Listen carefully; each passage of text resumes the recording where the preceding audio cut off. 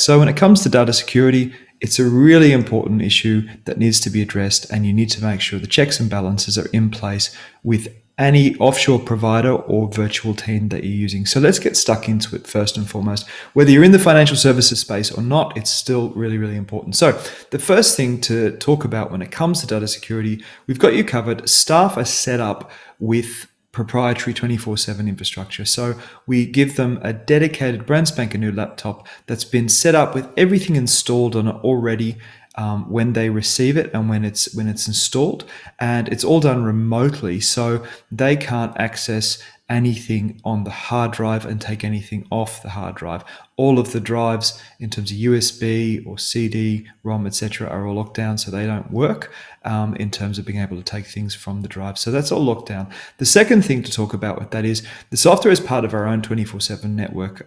The computer is. So our team, and we've got a team, IT support team, they're excellent, around the clock, 24/7, supporting our staff. So there's the software running that monitors what's going on for the staff member in terms of how they use the machine. So their communications are set up through a liaison and a consult with you in terms of what you need. And so we go through a checklist essentially in terms of what websites, what sort of correspondence communications they will need to have access to. And all of that's monitored and tracked.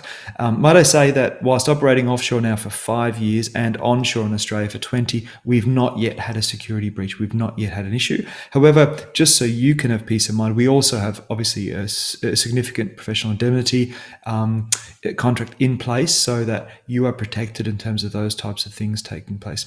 The final thing is there's some practical solutions and things we can recommend to you that we would talk to anybody about in terms of how to keep things safe and secure. The first one is that there are a number of different software packages and things you can use in terms of password protection.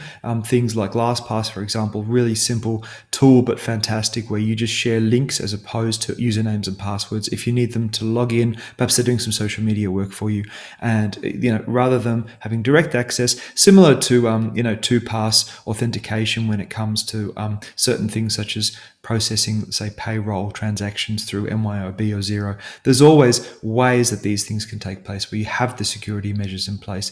And look, we have a range of clients across different industries, and an increasing amount of clients coming on board within the financial services industry, where financials and those things are certainly things that staff look at.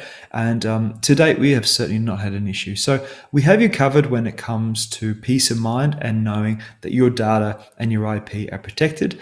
And as I said before, also staff go through a rigorous screening process and checking process with references also before they come on board with us. So in a nutshell, that's data security. We've got you covered.